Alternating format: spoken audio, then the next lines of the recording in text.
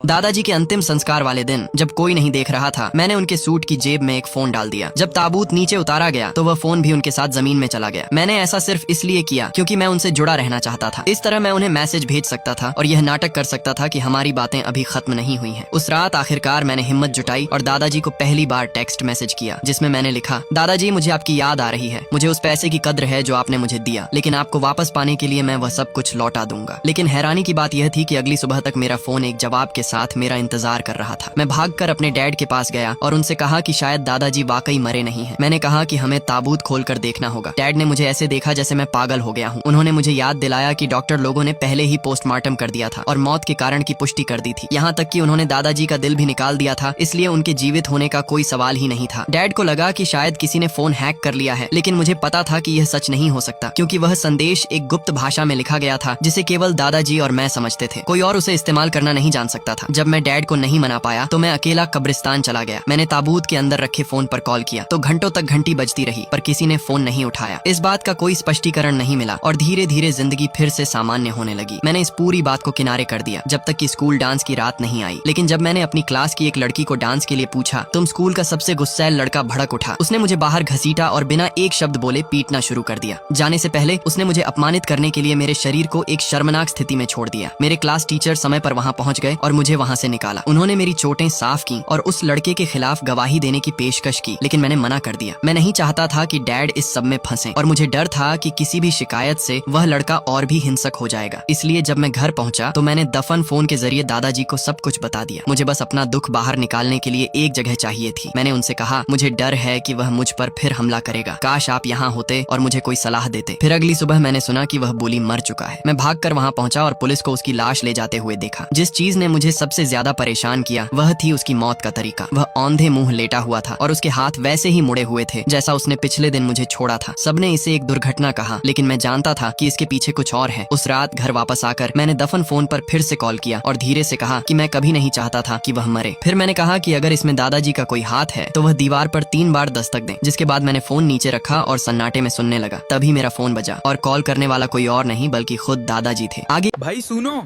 इतना मेहनत करके वीडियो बनाया, अब तुम बस देख के स्क्रॉल मत करना। लाइक कर दो, शेयर कर दो, फॉलो भी कर लो, वरना रात को नोटिफिकेशन नहीं, मैं आऊंगा सामने में।